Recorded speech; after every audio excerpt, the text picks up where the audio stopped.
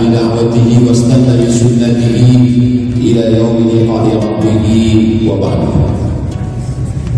Datuk-datuk, datin-datin, para asatiz, para masyayikh, hadirin hadirat, para pemuda Islam, semua yang berhadir ini insya-Allah dimuliakan Allah Subhanahu wa taala. Ya rabbal alamin.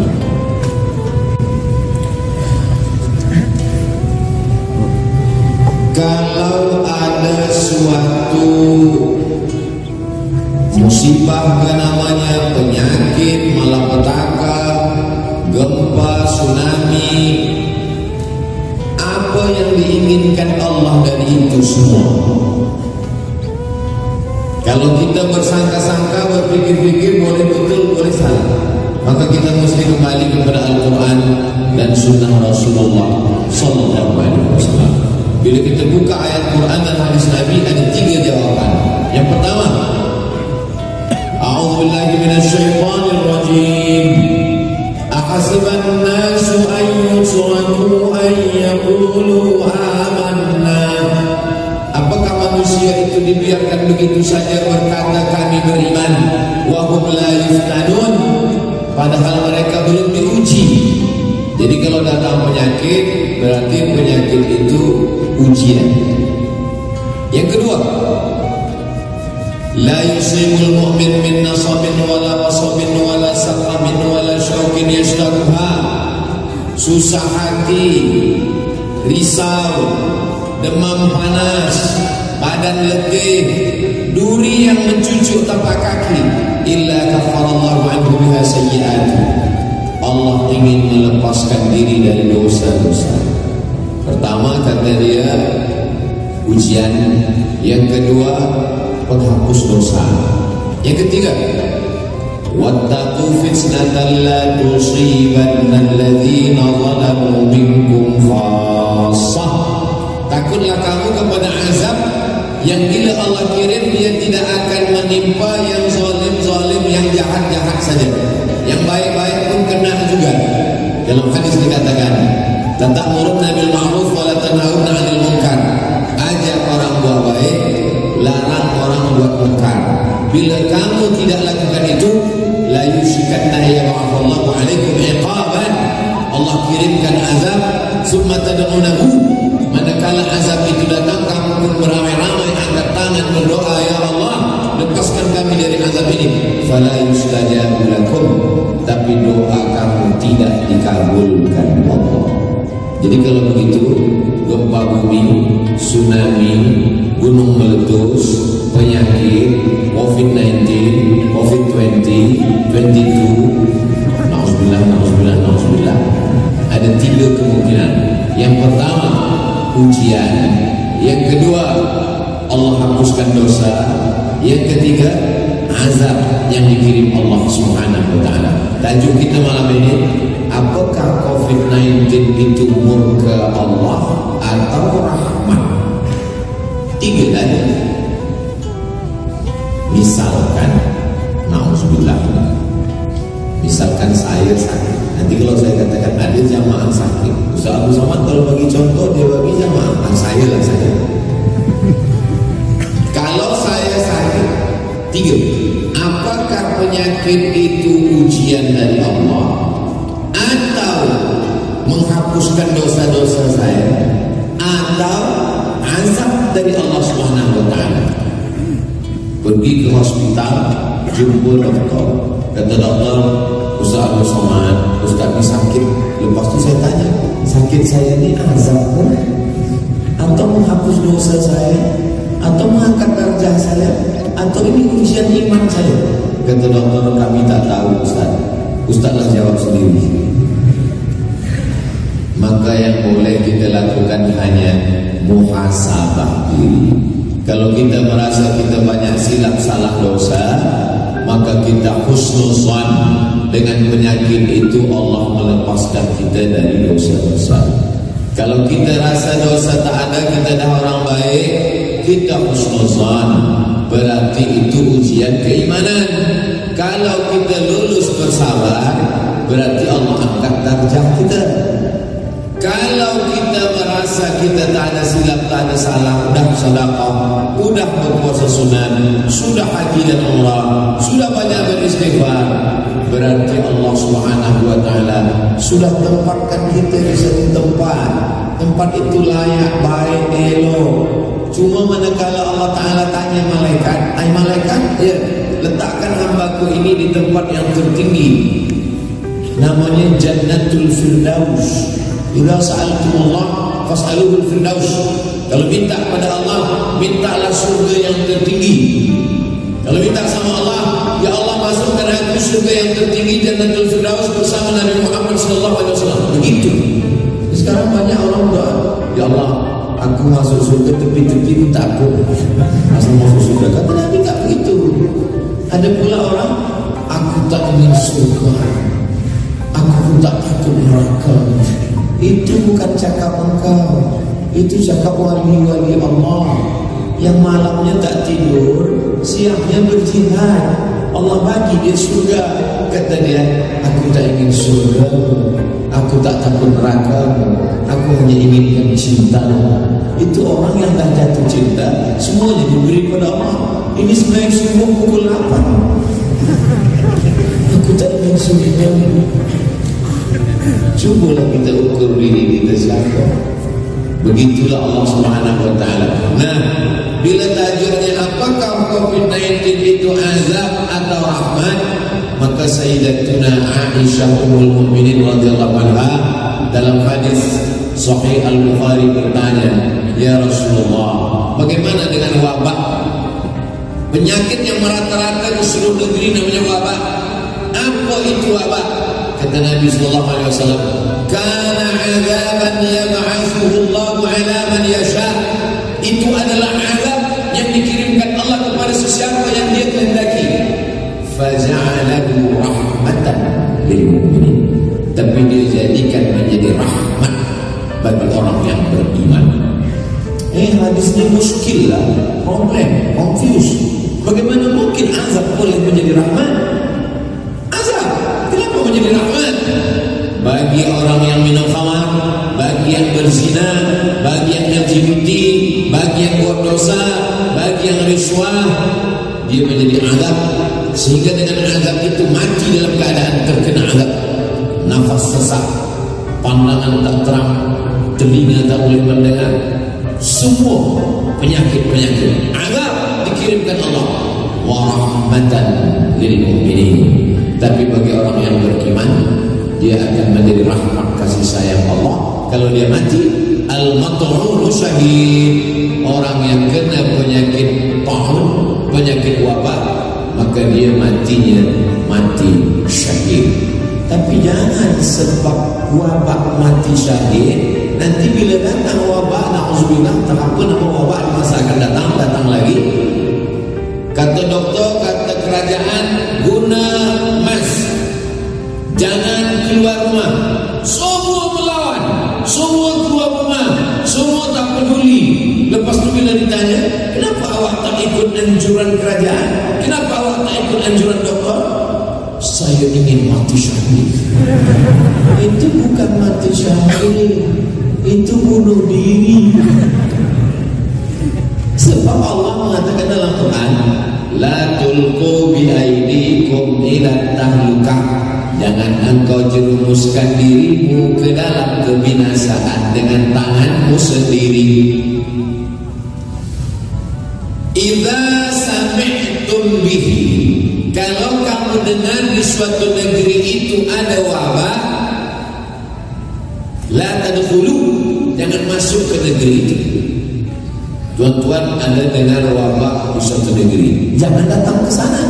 Wa idza waqa'tum bihi, kalau kamu berada di suatu negeri, negeri itu kena wabah, la tahruju firaran minhu, dan jangan kamu lari dari negeri itu. Saya last kali datang ke Bandar Seri Begawan, Brunei Darussalam bulan Februari 2020.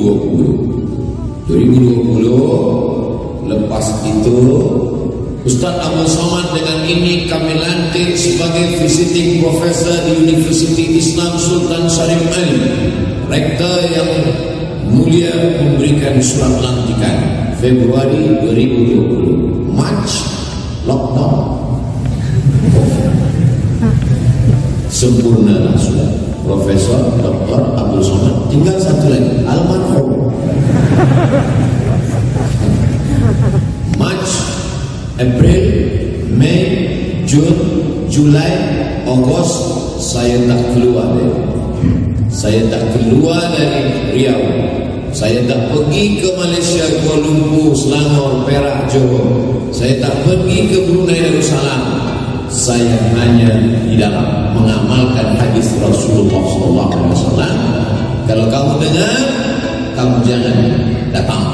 Kalau kamu di negerimu ada wabah, kamu jangan keluar membawa wabah ini ke negeri lain. Itulah sunnah Rasulullah SAW. Jangan kita lawan. Kita ingin bagi tausiah, bagi tazkirah. Selepas itu kita tahu ada wabah, kita pun pergi. Sampai di airport, polis tanya, kita sekat, tak boleh masuk sebab ada wabah. Kita pun terus saja marah. Yang saya bawa ini adalah kalam Allah, hadis Rasulullah. Kamu sudah melawan dakwah, kamu akan masuk neraka jahanam.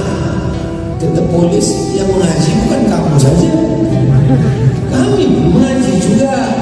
Kalau ada orang datang dari suatu negeri yang ada wabah di sana, maka dia tak boleh keluar. Ini sunnah. Alaikum bisunnati. Hendaklah kamu mengikut sunnah Rasulullah SAW. Banyak berdoa. Masya Allah, tabarakallah. Brunei Darussalam, Bandar Seri Begawan. Sampai hari Jumat lepas saya sembahyang, masih mendengar imam membaca doa kunut nazilah. Subuh-subuh pun tidak hanya setakat kunut subuh. Allahumma dafa'an al-ghala wal wabah wal junun wal maras wal COVID-19. Semua dimintakan supaya jauh. Membaca solat nariyah supaya dijauhkan daripada musibah, sejauhkan. Kalau kita dah buat baik, berfikir baik, ikut sunnah, dia datang juga, itu berarti memang sudah takdir.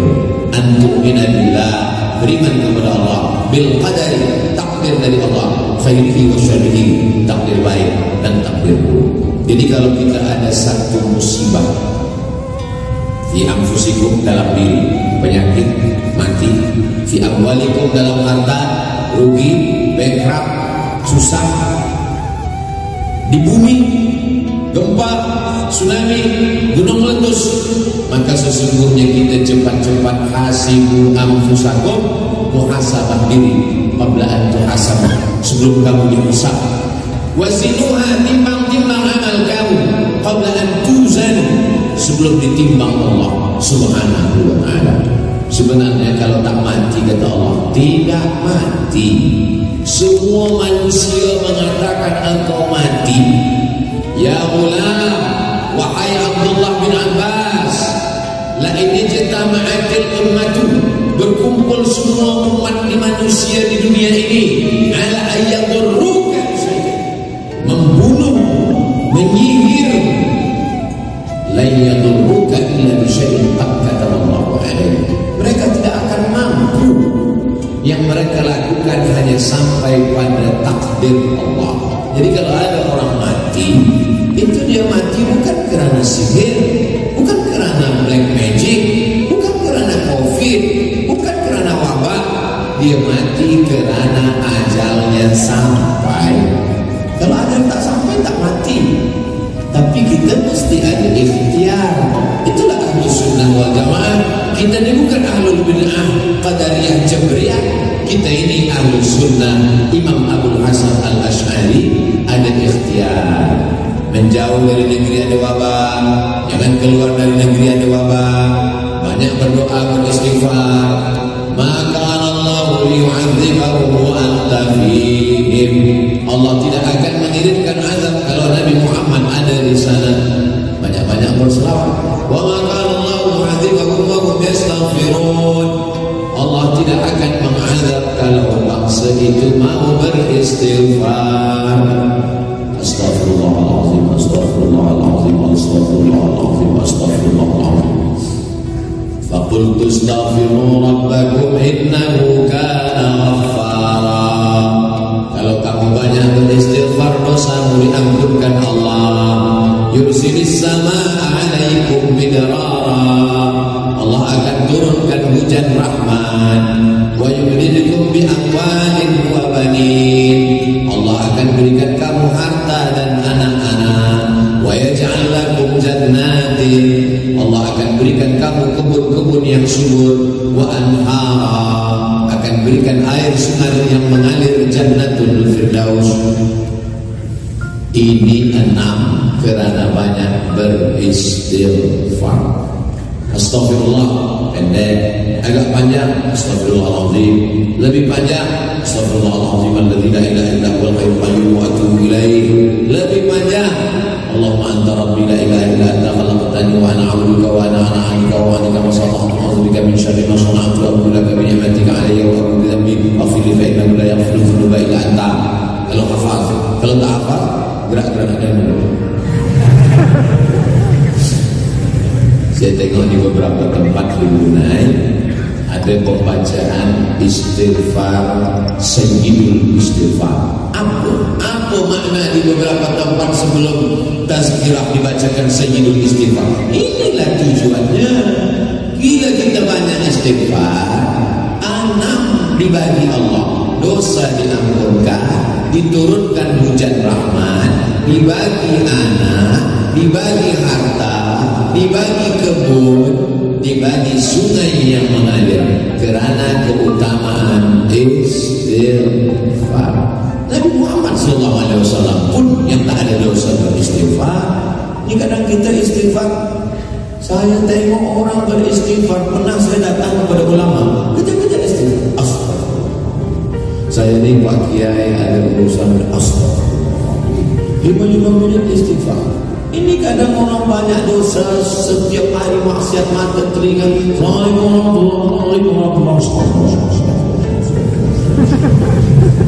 Macam makan pisang goreng panas. Astaghfirullahaladzim alladzi la ilaha illa huwal hayyul qayyum wa atubu ilaih. La ilaha illallah wahdahu la syarika lah, lahul mulku wa lahul hamdu, yuhyi wa yumiitu wa huwa ala kulli syai'in qadir.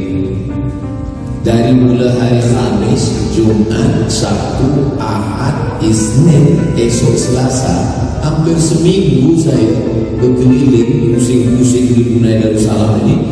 Saya perhatikan semua istighfarnya pelan. La ilaha illallah, astagfirullah, pelan. Kadang di beberapa tempat cepat. Allah Qadir. Qadir. Apa ni? Bila kita tanya, kenapa Tuhan Imam cepat-cepat? Betul, huruf itu tak jelas. Allah Maha Tahu. Memanglah Allah Maha Tahu. Tak dicakapkan pun Allah tahu, tak bergerak mulut pun Allah tahu. Ini bukan urusan kita dengan Allah, urusan kita dengan orang yang mendengar. Kalau dengan Allah sudah selesai. Wa na'lamu ma tuwaswisu bihi nafsu. Kami tahu apa yang berbisik-bisik dalam hatimu. Tapi sunnahnya dicakapkan. Ada sahabat Nabi namanya Khabbab ibn al-Arth. Khabbab, ya, bila engkau sembahyang dengan Nabi, Nabi itu kalau sembahyang mulut dia bercakap, kata diam saja. Kata Khabbab, Nabi itu kalau sembahyang mulut dia bergerak. Dari mana engkau tahu Nabi itu mulutnya bergerak? Kau kan sembahyang. Dari mana engkau tahu Nabi mulut dia bergerak? Masa Nabi sembahyang sunat, masa Nabi sembahyang, aku menengok bittirabi lihyati, aku tengok janggut dia bergerak. Janggut dia bergerak kerana dagu dia bergerak. Dagu dia bergerak kerana rahang dia bergerak. Rahang dia bergerak kerana dia membaca. Nabi itu sembahyang membaca. Walaupun zuhur, walaupun asar, walaupun qabliyah, walaupun ba'diyah, meskipun tahiyatul masjid, Allahu Akbar, baca.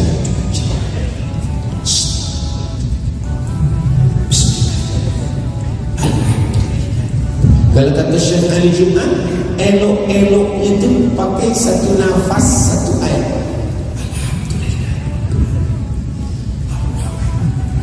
Itu membantu kekhusyuan. Membaca membantu kekhusyuan.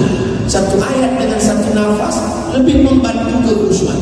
Ini kadang orang bila dia sembahyang, kalau jadi makmum oke. Ini kadang menjadi imam atau dia sembahyang bersendirian. Iftitah, Fatihah, ayat satu nafas. Allah Allah. Macam mana kita di hadapan Allah Subhanahu wa Ta'ala? Bila diluruskan kesilapan, kenapa kamu sembahyang cepat? Betul, Allah yang tahu apa yang ada dalam hati. Memanglah Allah tahu.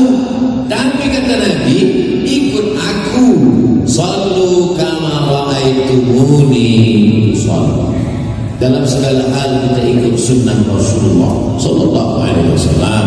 Dalam masalah sembahyang, dalam masalah tazkirah, dalam masalah duduk di masjid, dalam masalah salat berjamaah, termasuklah dalam masalah menghadapi musibah. Wala nabluwannakum bi syai'in minal khauf. Ujian yang pertama adalah khauf, takut. Yang sekolah takut tak naik, yang dah sekolah takut tak masuk universiti, yang lepas BA takut tak boleh master, yang dah master takut tak boleh PhD, yang dah PhD takut tak kerja, yang kerja takut tak berbini, yang dah nikah takut tak punya anak, yang punya anak takut tak punya anak lagi, yang dah punya anak lelaki takut tak punya anak perempuan. Siapa? Saya, anak lelaki. Manusia selalu ada rasa cemas, susah hati, risau.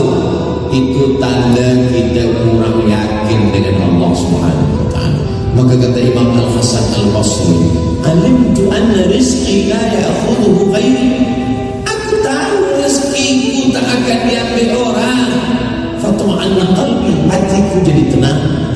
Yang menenangkan hati adalah ilmu. Karena ilmu aku tahu bahwa rezekiku tidak akan mungkin diambil orang, maka hatiku pun menjadi tenang. Tapi mesti ada usaha. Esok pemuda belia-belia ini ditanya, awak belum ada yang berbini? Aku tahu jodohku tak akan mungkin diambil. Memang dia tak diambil orang. Tapi kalau tak ada usaha dari kita, macam air minum lah, walaupun dah dituang dalam cawan, kalau saya tak ada usaha untuk menggerakkan tangan, mendekatkannya ke mulut, tak akan dia masuk sendiri ke dalam mulut. Ada ikhtiar, ada al-kasbu, ada usaha. Macam mana usahanya Ustaz Al-Somad? Kita ada tuan imam, kita ada ulama, kita ada ustaz, mereka ada jamaah, ada komuniti. Lalu kemudian bawalah mereka untuk mencarikan jodoh yang solehah, yang baik.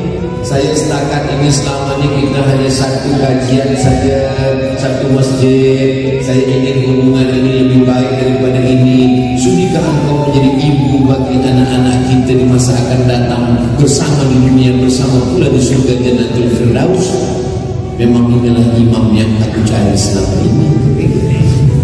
Biasanya perempuan ini dia menjadi seorang imam. Suatu ketika saya sedang tazkirah di satu kota. Pagi itu saya makan di hotel. Sedang makan, datang perempuan. Kata dia, Ustaz aku sholat. Betul. Oh, saya ni jamaah Ustaz, selalu tengok Ustaz.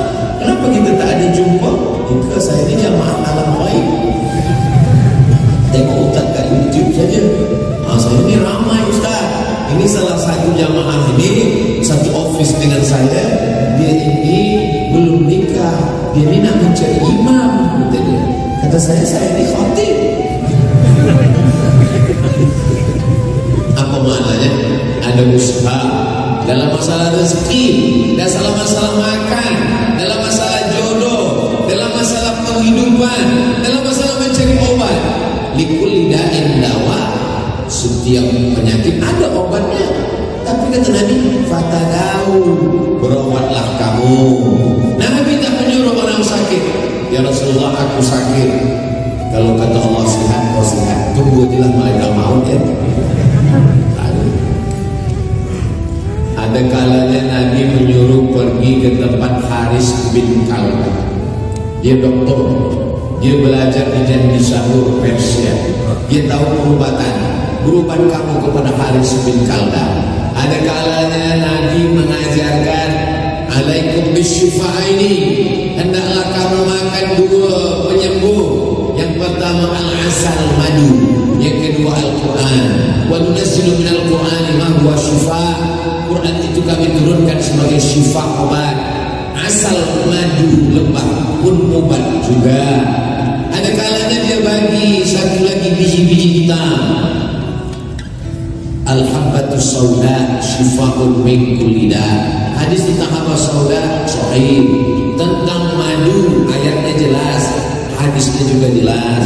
Yang hadis palsu tentang terung, al-bazinjan syifa'un min kulli da', terung obat segala macam penyakit, itu hadis palsu, tak betul. Siapa yang membuat hadis itu? Tukang jual terung. Supaya laku dia buat. Macam mana kita boleh tahu hadis ini sahih tak sahih? Tengoklah, ada dalam Sahih Bukhari, Sahih Muslim, Sunan Abi Dawud, Sunan Tirmidzi, Sunan Nasai, Sunan Ibnu Majah, Muwatta Malik, Sunan Darimi, Musnad Ahmad bin Hanbal, Musnad bin Abi Syaibah. Kita hadis, tanya ulama, fas'alu ahla dzikri in kuntum la ta'lamun. Biasa di ujung ada tanda macam ni, ditulis hadis riwayat fulan, ada sahih, ada hasan, ada dhaif. Sahih dengan hasan tak ada ikhtilaf, silalah pakai.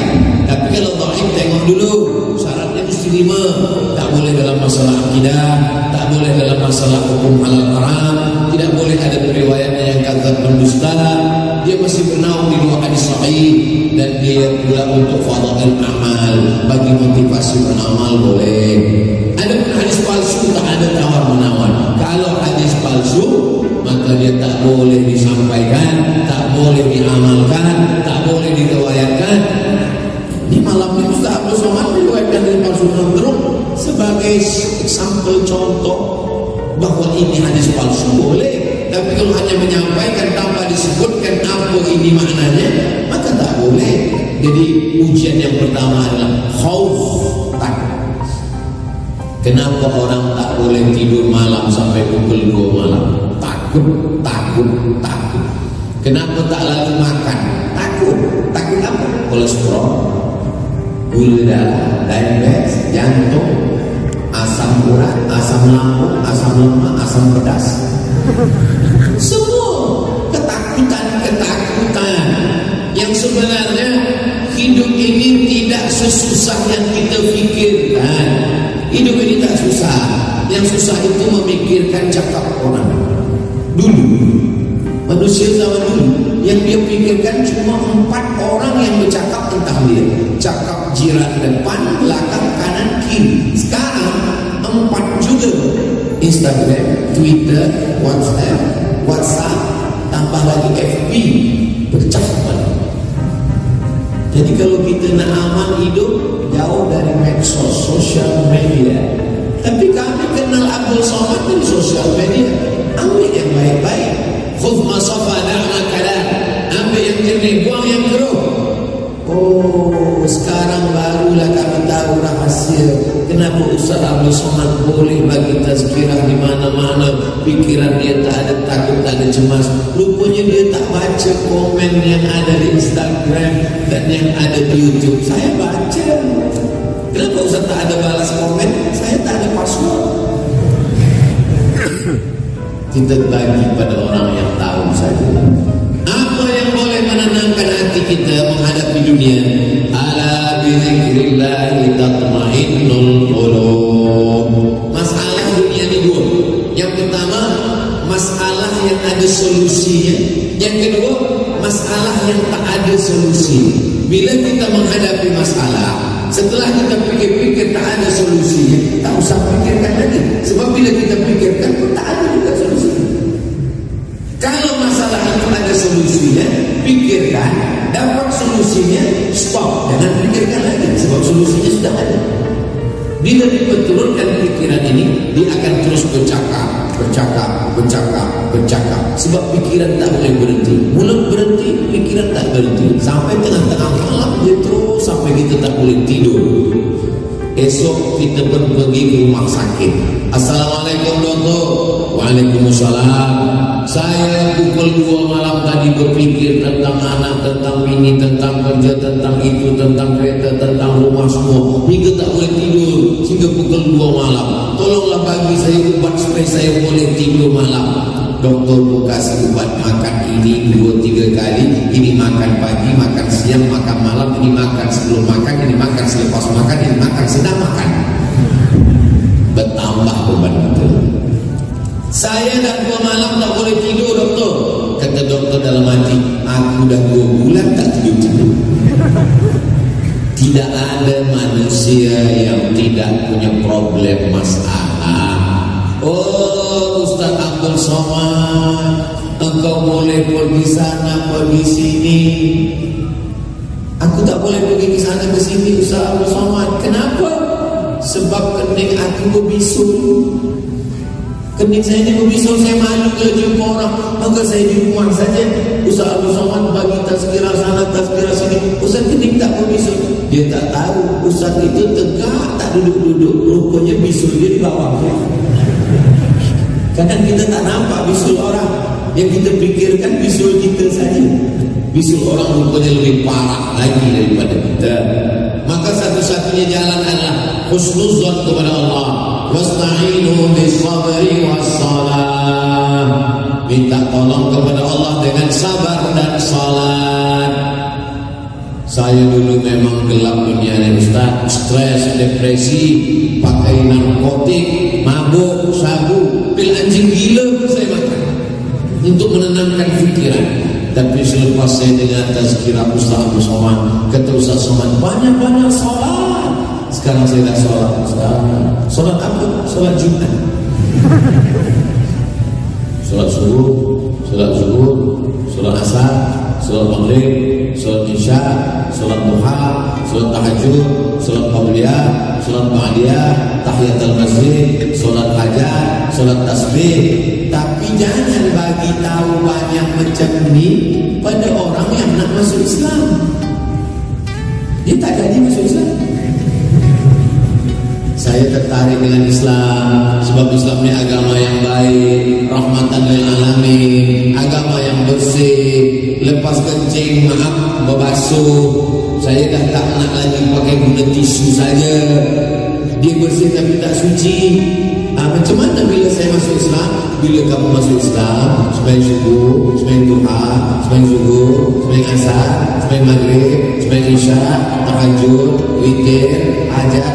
Kita dia tak jadi dah. Takut. Kenapa tak lalu makan? Takut apa? Kolesterol, gula darah, diabetes, jantung, asam urat, asam lambung, asam lemak, asam pedas. Semua ketakutan yang sebenarnya hidup ini tidak sesusah yang kita fikirkan. Hidup ini tak susah. Yang susah itu memikirkan cakap orang.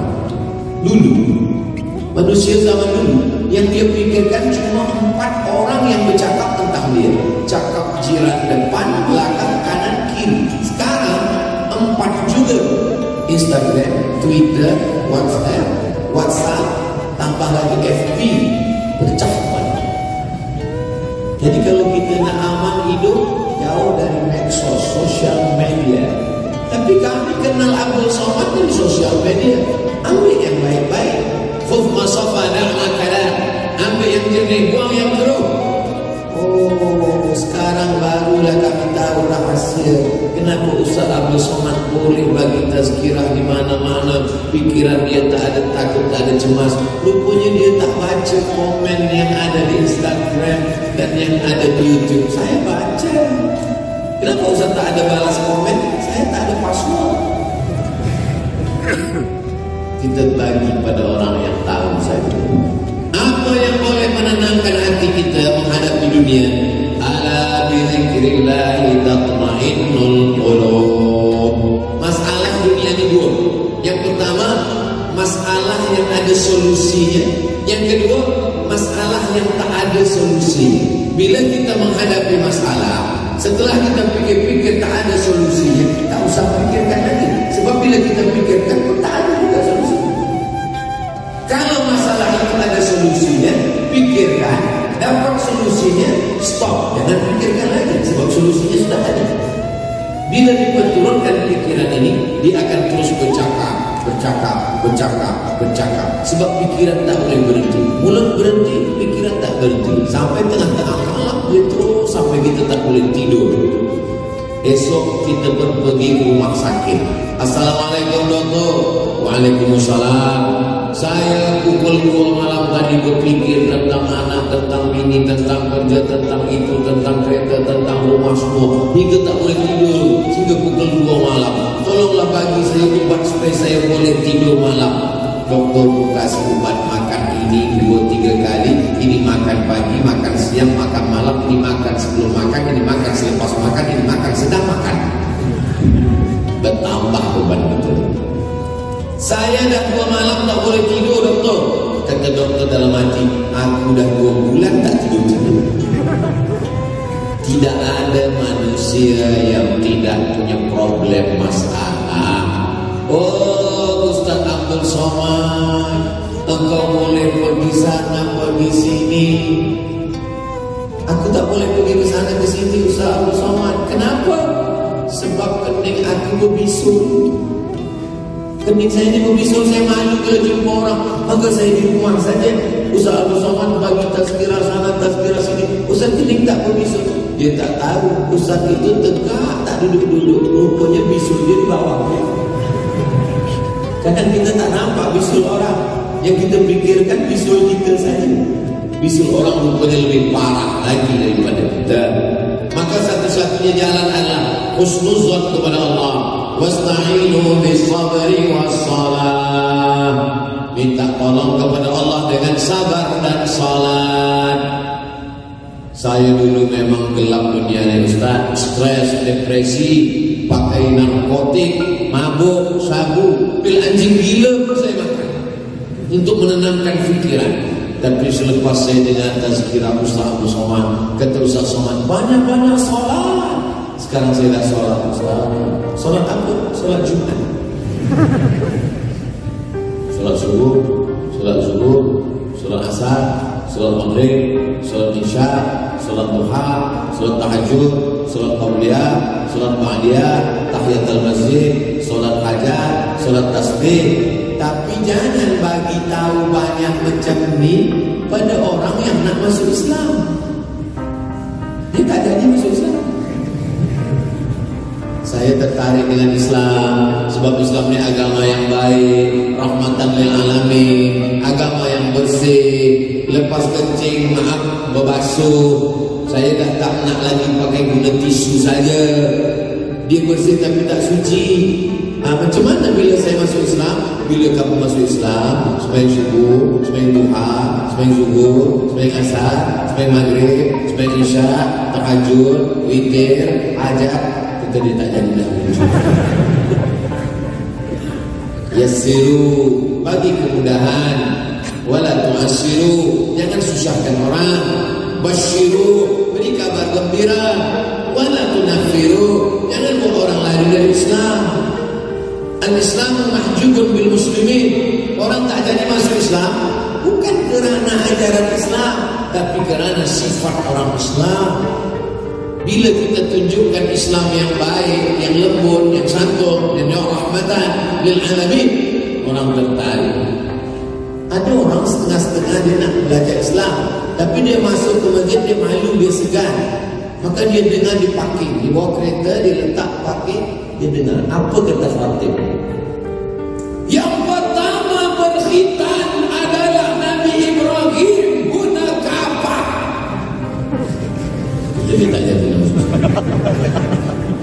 Maka bagi yang sesiapa yang selalu follow ikut Instagram Ustaz Abdul Somad Official yang followernya hampir 7 juta itu, maksudnya yang belum follow lah.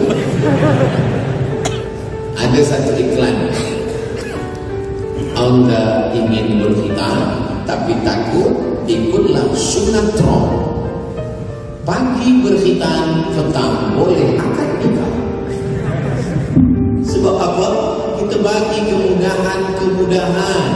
Anak saya lahir hari tak sampai hari ke-8 kita. Lepas itu datang pula kawan saya. Hari ke-3 dia kita. Tak jadi saya rekod. Sebab apa?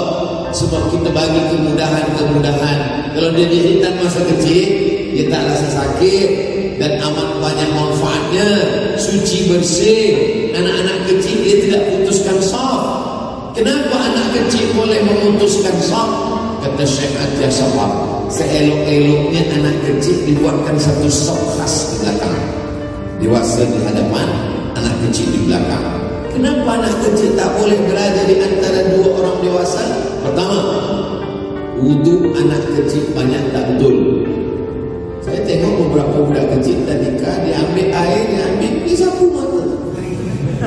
Pipi tak kena, mulut tak kena, tangan kena, kaki. Dia hidupkan air, dia sipak-sipak je, tumit tak kena. Ditanya, kenapa kamu macam ni? Ayah aku macam ni.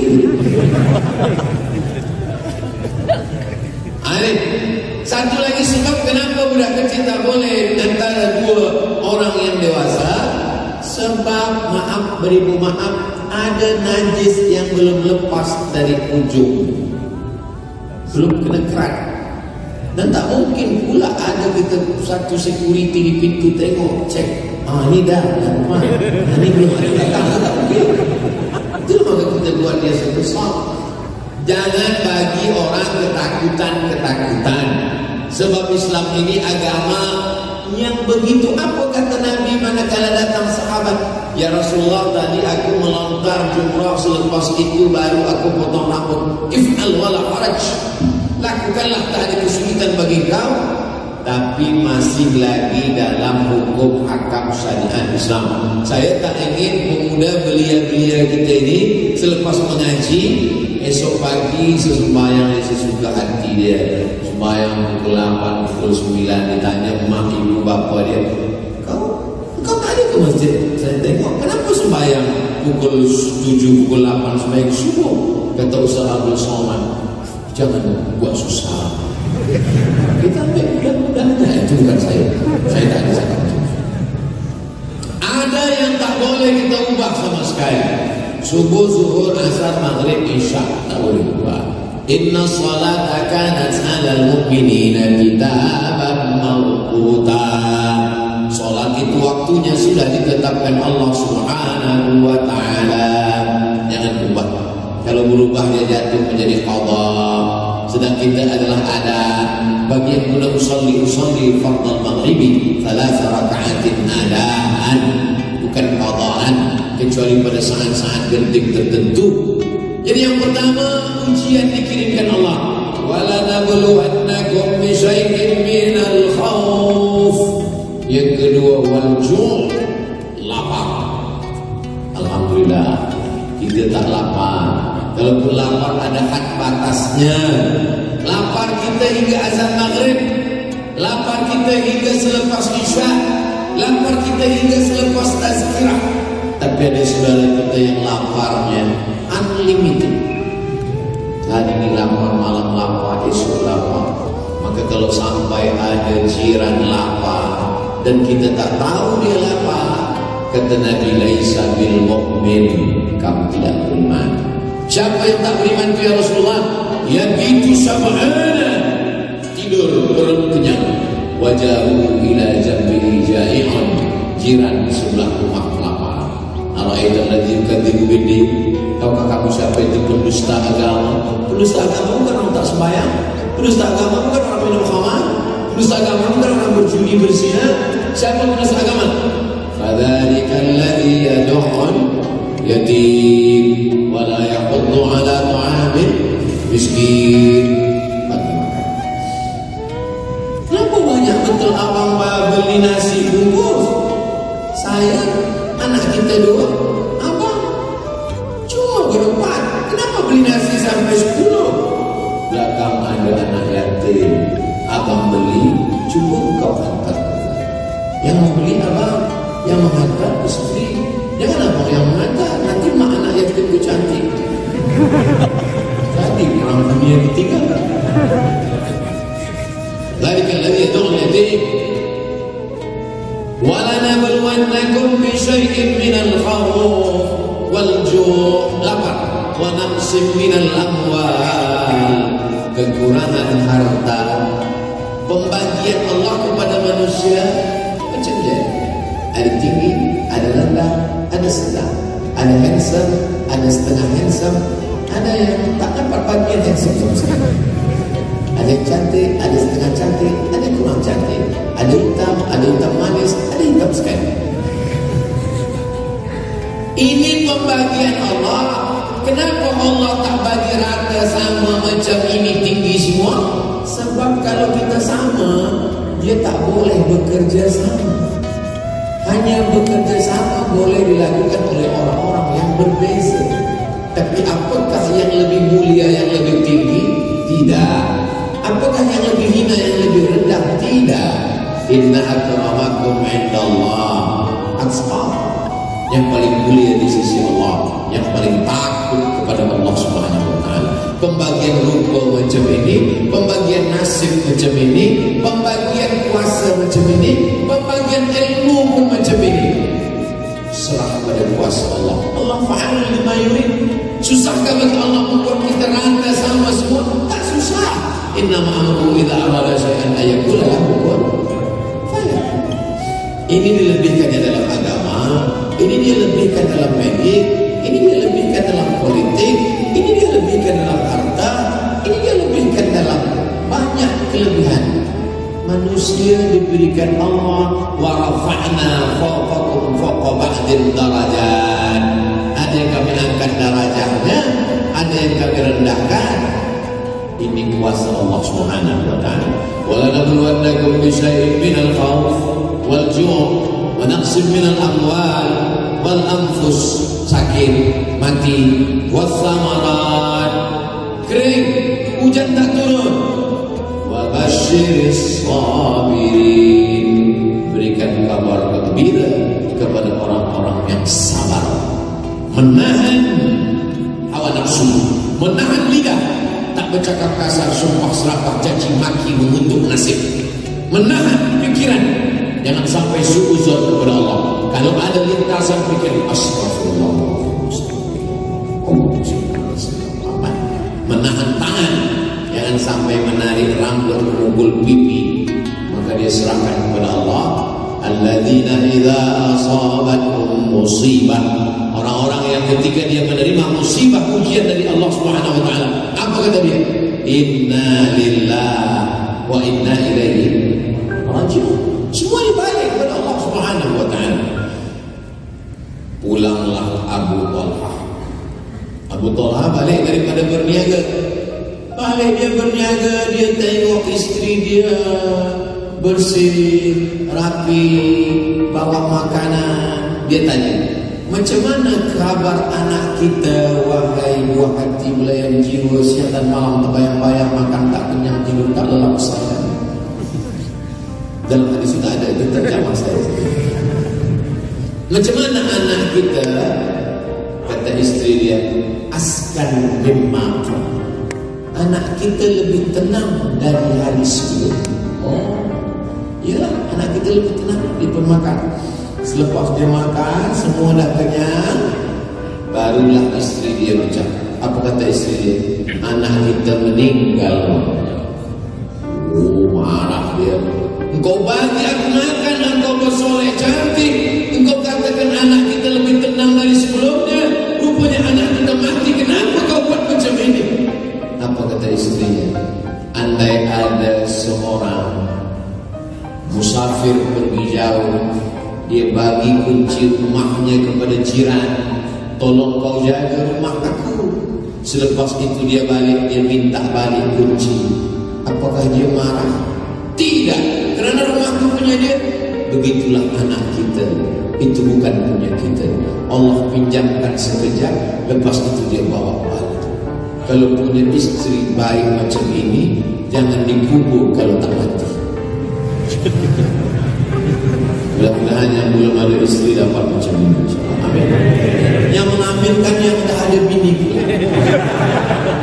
Maksudnya untuk anak-anak dia. Apa maknanya? Inilah yang dikatakan Nabi Muhammad SAW.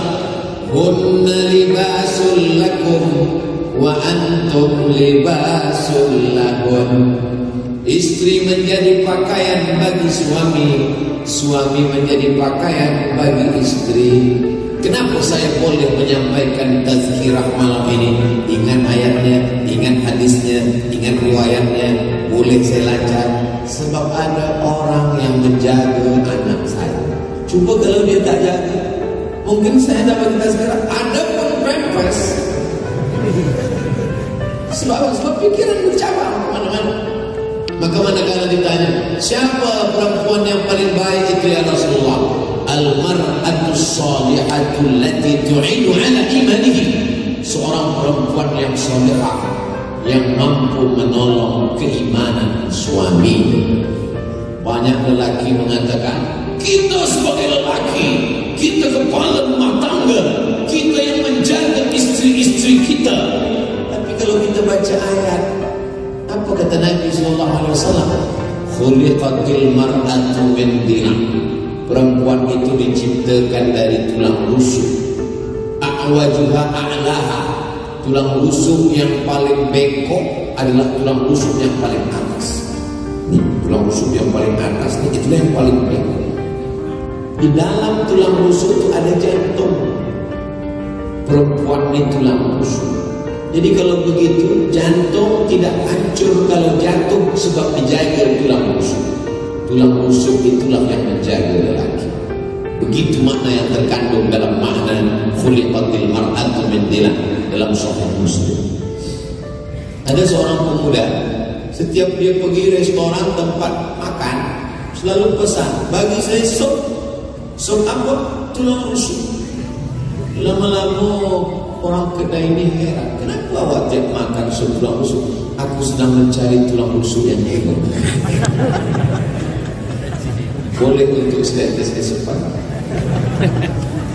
Allah Subhanahu wa ta'ala kirimkan tulang rusuk untuk menjaga jantung, supaya kalau dia jatuh yang patah tulang itu, supaya jantung ini tidak pecah, tak koyak. Kenapa? Karena Allah Subhanahu wa ta'ala. Bagaimana dia yang baik itu ya Rasulullah? Idza ra'aitaha saratka. Kalau kau pandang dia hatimu senang. Alhamdulillah Ustaz Somad, saya bila memandang dia senang hati saya. Siapa dia? Bini kawan saya. Rabbul basar, jaga mata.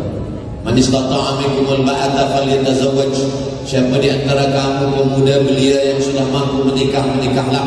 Fa innahu aghaddu lil basar. Karena menikah itu menundukkan pandangan. Wa ahsanu lil farj, menjaga kemaluan. Faman lam yastati', siapa yang tak mampu, fa alaihi bisawm, banyak-banyak puasa sunnah. Fa innahu lahu wija. Saya selalu menyuruh belia, pelajar-pelajar, penuntut-penuntut, saya ini nak nikah Ustaz Somad, tapi belum lepas lagi, ayah ibu belum bagi izin. Banyak-banyak puasa sunnah. Kenapa kalau banyak puasa sunnah? Sebab kalau sedang lapar, orang cantik pun tak nampak. Orang pakai helmet merah dia sangka semangka. Itu makna supaya orang menjaga pandangan. Dia ingat dia sedang puasa, perut dia lapar, menantikan azan maghrib. Ini adalah sunnah Rasulullah SAW. Idza ra'aitaha saraka, kalau kau pandang hatimu senang. Idza amartaha ata'atka, kalau kau suruh, kau perintah, dia patuh dan taat. Idza ghibta anha, kalau kau pergi, hafizat, dia jaga anakmu, dia jaga harta, kerana dia adalah orang yang menolong. Al-mu'minun laki-laki, wal mu'minat perempuan, ba'dhum awliya'u ba'd, mereka saling tolong menolong. Ta'muruna bil ma'ruf, mengajak orang buat baik, wa tanhauna 'anil munkar, melarang buat mungkar. Abang balik pukul berapa, duit kemana saja, kereta mana, kenapa pergi lama balik, kenapa begini. Kalau ada orang yang masih mengingatkan, bersyukurlah, kerana sampai masanya ada orang yang sudah letih, dia diam saja. Suami kau kemana? Terserah dia lah, nak masuk neraka masuk. Isteri saya ni Ustaz rasa-rasa lebih lagi daripada bagi tazkirah. Ustaz Abdul Somad bagi tazkirah mungkin pagi saja, malam saja. Dia pagi, petang, siang, malam, WhatsApp. Saya ni rasa azab Ustaz. Orang yang rasa azab kerana nasihat isteri ini, insya-Allah nanti kalau dia mati, dia tidak diazab malaikat lagi. Kata malaikat, macam mana ini? Ini kita azab. Kata malaikat, yang ini tak usah kita azab. Dia sebab dia dah azab betul. Sebab dia sudah diselamatkan dengan seorang yang dikirimkan Allah, memperbaiki imannya, membetulkan akhlaknya. Bila ada kawan di college dekat rumah, sama satu sekolah, dia masih peduli pada kita. Kau jangan minum khamar, kau jangan dekat LGBT, kau jangan buat hubungan haram, kau jangan jalan dengan tak mahram. Kalau masih ada kawan macam itu, peganglah dia sampai mati. Kenapa? Karena dia adalah orang yang dikirimkan Allah Subhanahu wa taala untuk menjadi teman di dunia, supaya dia bersama surga Allah Subhanahu wa taala. Nanti selepas 10-20 tahun akan datang, masa anak kita bertanya, ayah, itu kawan ayah. Oh, itu kawan ayah dari masa college dulu, sama satu sekolah dulu. Di mana kalian bersua? Kami sama di masjid Al-Amirah Hajjah Maryam di Brunei Darussalam. Di situlah kami jumpa sahabat ayah dulu tu. Kita bercerita ke anak kita, senang. Berapa banyak seorang tua tak dapat menceritakan itu kepada anak. Manakala anak bertanya, ayah, itu kawan ayah. Betul. Ayah kenal di mana? Usah tanya-tanya tadi. Lama-lama anak dia pun bertanya pada mak dia, itu kawan ayah? Iya. Kawan ayah macam mana? Mereka dulu sama makhluk macam mana? Siapa yang tak punya masa lalu? Siapa yang hidup ini tak ada dosa? Man kasura kalamuhu kasura sabtuhu. Siapa yang banyak cakapnya, dialah yang paling banyak dosa. Jadi kalau ada orang mengatakan Ustaz Abdul Somad itu Ustaz, dia tak ada dosa, saya lah yang paling banyak dosa orang.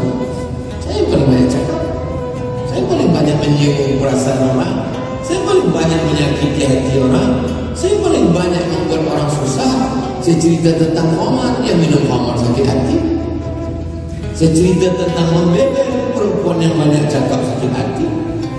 Maka selalunya di ujung tazkirah saya katakan, bila ada yang sakit hati dengan cakap saya mohon maaf. Lebih baik saya cari di sini, minta maaf di sini, daripada nanti mencari di padang mahsyar. Belum tentu kita berjumpa.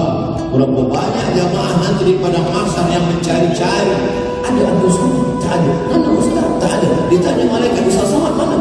Kata malaikat, dia dah lama menunggu kamu di VIP room. Amin.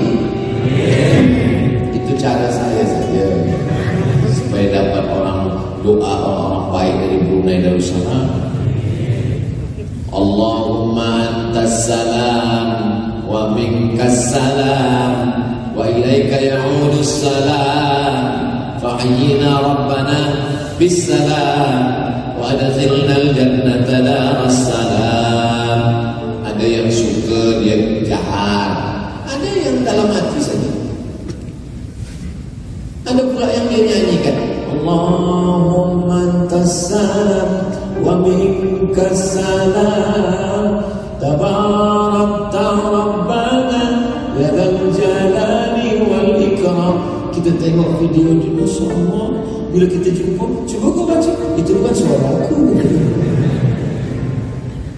Jemaah yang dimuliakan Allah Subhanahu wa taala, berapa lama kita bersama-sama di dunia ini?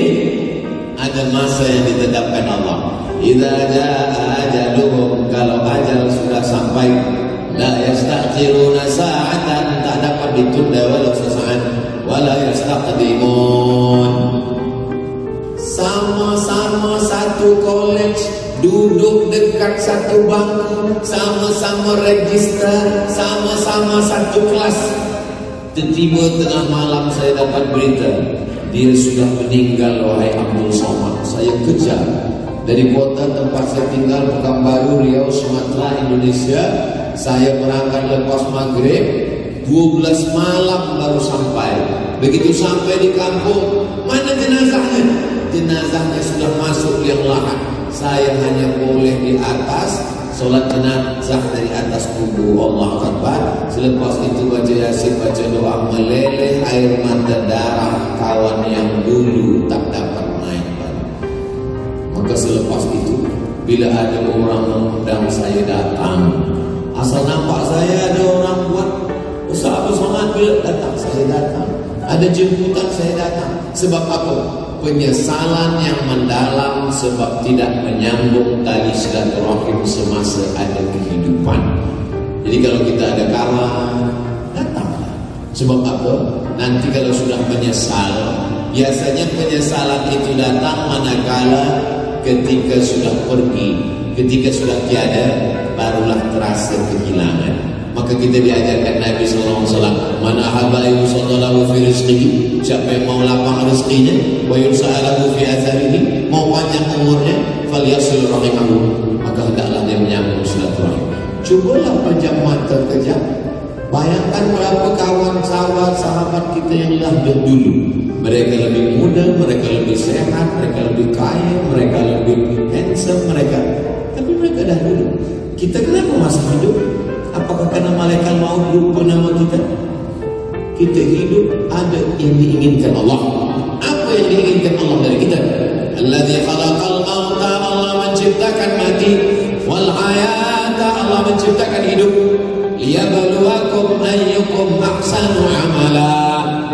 Allah masih ingin kita beramal saleh. Kalau aku masih hidup esok pagi, ada tazkirah subuh, ada tazkirah duha, ada tazkirah siang, ada tazkirah petang, esok malam balik. Kalau mati malam ini, bersih, esok tak ada dosa. Hidup, ada seorang pejuang, dia mati ditembak oleh Belanda, orang Aceh, namanya Tengku Umar. Bulan lepas saya berziarah ke kuburnya. Apa kata Tengku Umar? Kalau aku mati malam ini, dibunuh oleh Belanda, aku mati syahid. Kalau aku hidup besok pagi, aku masih boleh minum kopi mula. Hidup simpel. Kalau kita hidup besok pagi, kita masih boleh makan roti canai, masih boleh breakfast.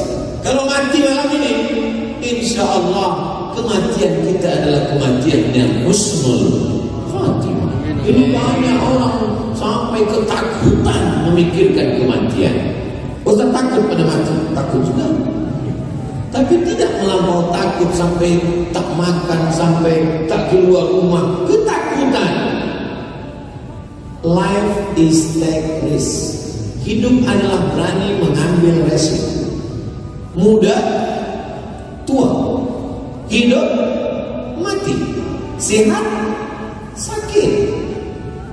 Bunga, kuntum, mekar, harum, layu, kuning, mati. Itulah perempuan. Banyak perempuan yang ingin kembang harum mekar, tak layu-layu. Bunga yang tak layu cuma satu, bunga plastik. Tabiat manusia macam itu. Macam tanaman gandum dan padi. Biji padi masuk ke tanah, kena air hujan, kulitnya pecah bertunas. Keluarlah anak-anak padi. Lepas itu padi menghijau, padi pun berbuah, dia menunduk, kuning, dipanen, selesai, hilang, muncul padi yang baru. Hari ini saya nampaknya padi yang sudah mula menguning, dah hampir tua. Banyak orang mengatakan, Ustaz umur berapa? Macam-macam 25 kata dia. Hidup ini hanya setakat berteduh di bawah pokok yang rindang, berjalan di gurun pasir yang panas. Kalau kita teruskan perjalanan ini panas terik, ada pokok kayu, kita berhenti sekejap di bawah pokok kayu. Nanti bila matahari redup, kita teruskan perjalanan. Jangan terlampau lekat hati kepada dunia, sebab dunia ini sementara. Kalau kita susah, jangan susah hati, sebab susah itu sementara. Kalau ada yang sakit, jangan terlampau menderita, sebab sakit itu juga sementara. Kalau ada yang kaya, jangan sombong, sebab kaya juga sementara. Yang kekal abadi itu apa? Hubungan aku dengan kamu. Bukan kata saya, itu kata Nabi. Datang seorang berkulit hitam memeluk Nabi kuat. Ya Rasulullah, kata Nabi, kenapa kau peluk aku? Aku ni hitam, legam, bukan Arab, bukan Quraisy. Aku muda, hamba saya, miskin dan susah. Aku rasa-rasa nanti di akhirat tak boleh berjumpa dengan engkau. Apa kata Nabi? Al-mar'u ma'aman ahab. Orang akan tetap bersama dengan sesiapa yang dia cintai. Kalau kau cinta kepada aku, maka aku pun bersama dengan kamu. Bersama di Bandar Seri Begawan, bersama di Brunei Darussalam, bersama pula di surga Jannatul Firdaus. Saya pun buatlah gambar dengan kawan saya. Gambar dulu semasa di Kahera, selepas itu gambar berjumpa di Riau. Saya buatlah before after. Before masa di Kahera, after setelah balik. Di bawah saya buat status bersama di Kahera, bersama di Riau, berjiran ketemu di surga. Lepas itu datanglah setan-setan yang bagi komen di bawah. Kita lihat, emang yakin masuk surga? Ya Allah Muhammad Rasulullah. Sesiapa yang tak yakin masuk surga, berarti dia sudah mendustakan Nabi Muhammad SAW. Sebab apa kata Nabi? Man qala la ilaha illallah Muhammadur Rasulullah dakhalal jannah. Siapa yang mengucapkan la ilaha illallah Muhammadur Rasulullah pasti masuk surga. Nabi menjamin, garanti dari Nabi. Itulah kelebihan umat Muhammad SAW, pasti masuk surga. Dan kita masuk surga insyaallah. Ini kadang jamaah ini bersama-sama, dan bila engkau di akhirat cari aku di neraka. Apa ni? Kenapa yakin betul masuk neraka? Kita masuk surga. Boleh jadi Abdul Somad masuk surga bukan kerana tazkirahnya, bukan kerana haji dia, bukan kerana tahajud malam dia, tapi kerana doa orang soleh yang baik-baik. Di sini ada syabun nasya'a fi ibadatillah, anak muda yang beribadah kepada Allah. Kenapa dalam hadis itu disebut pemuda belia beribadah kepada Allah?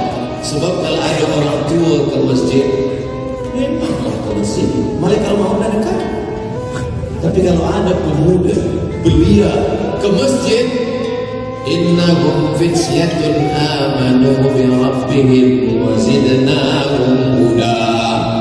Mereka belia-belia yang dapat hidayah, ditambahkan Allah hidayah. Mudah-mudahan yang belia-belia ini istiqomah. Saya, andailah ditawarkan malaikat, hai Abdul Somad, mahukah engkau aku buat belia lagi umur 20? Tak sanggup.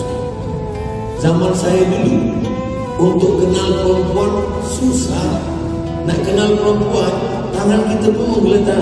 Nama. Sekarang dia tinggal cari saja di FB, nampak terus hai. Ada nama tak? Grup-grup WhatsApp begitu mudahnya.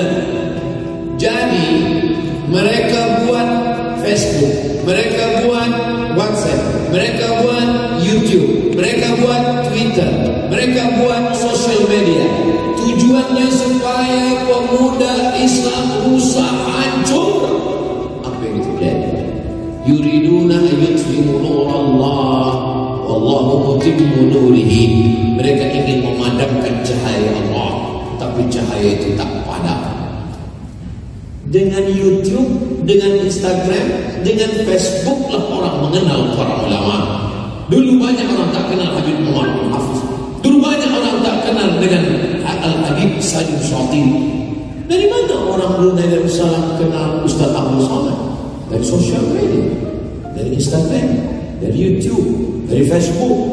Mereka kenal dari video yang pendek-pendek itu. Apa maknanya? Bahawa ada senjata-senjata yang diharapkan merosakkan pemuda belia Islam. Tapi dengan itu pula mereka mendapat hidayah. Ayyadiyallahu bika rajulan wahidan. Satu orang dapat hidayah kerana khairun min humurin na'am. Tapi saya tak sekolah agama, saya tak hafal Quran, saya tak dari fakulti usuluddin, saya tak dari fakulti syariah. Awak mana? Saya fakulti usuluddin fil jannah. Awak dari mana? Saya dari Jabatan Quran Sunnah. Oh, Jannatul Firdaus. Awak dari mana? Saya dari IT, teknologi. Neraka jahanam. Siapa yang ambil gambar saya? Siapa yang syuting? Siapa yang editing? Siapa yang akan upload? Mereka orang-orang yang mengerti multimedia. Maka dengan mereka lah dakwah ini sampai. Jadi tidak semesti belajar agama saja. Yang belajar agama baik, bekerja sama mereka. Saya pernah sampaikan tazkirah, saya tengok ramai pemuda belia bawa kamera.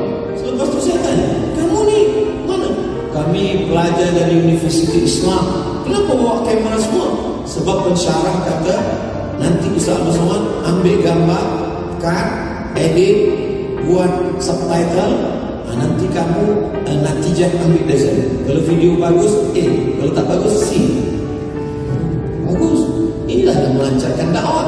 Datang satu jamaah, Ustaz Somad, anak saya ini dia ambil jabatan bahasa Inggris. Bagus kata saya. Tapi apa gunanya untuk dakwah?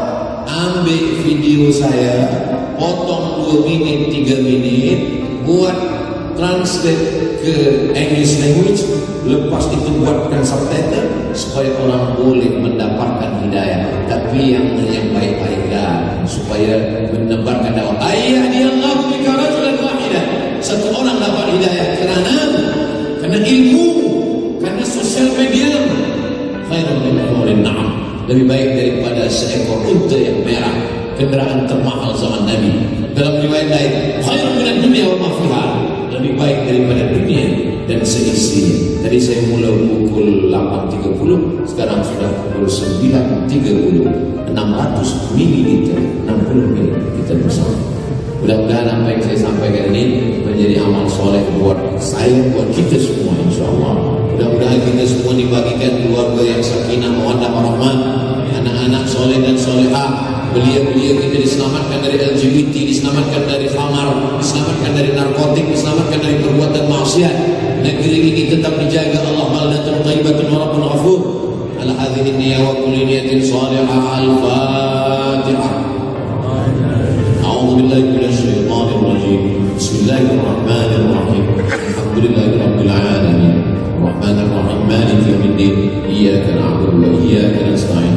اهدنا الصراط المستقيم صراط الذين أنعمت عليهم غير المغضوب عليهم ولا الضالين آمين. اللهم صل على سيدنا محمد وعلى آل سيدنا محمد. السلام عليك يا رسول الله. لا تدع لنا في مقامنا هذا وفي ساعتنا هذه ذنبا إلا غفرته. Pulang kami dari majlis ini dalam keadaan bersih dari dosa-dosa. Waladainan illa qadaita. Lepaskan kami dari hutang-hutang riba. Wala maridat illa syafaita. Ada yang sakit di antara jamaah, angkat penyakitnya, sehatkan ya Allah. Wala mayyitan illa rahimta. Yang meninggal dunia, maka lapangkan kuburnya, selamatkan dari azab ya Allah. Wala aibat illa satarta. Tutupi aib cacat kami di hadapan manusia dan di hadapan-Mu manakala kami nanti menghadap-Mu ya Allah. Wala azibat illa zawajata. Yang belum berjodoh, jumpakan dengan jodoh yang baik-baik. Wala raqibat illa anjabata. Yang belum ada keturunan, berikan keturunan anak yang soleh dan solehah. Wala hajatan min hawaijid dunya wal akhirati laka ridha wa lana fiha shalah.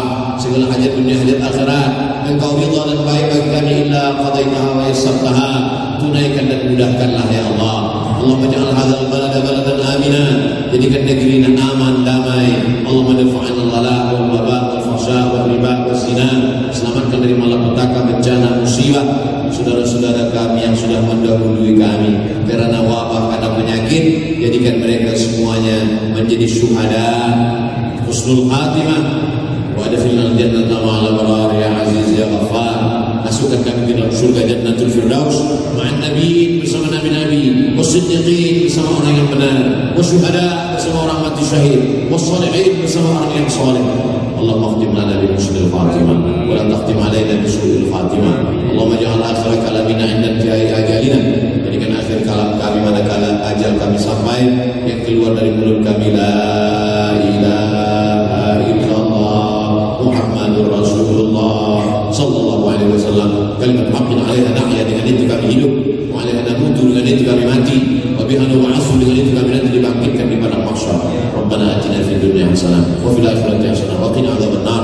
Wa sallallahu ala sayyidina Muhammad wa ala alihi wa sahbihi wasallam. Walhamdulillahi rabbil alamin. Taqabbalallahu minkum minna wa minkum. Terima kasih segala perhatian. Mohon maaf segala kesilapan.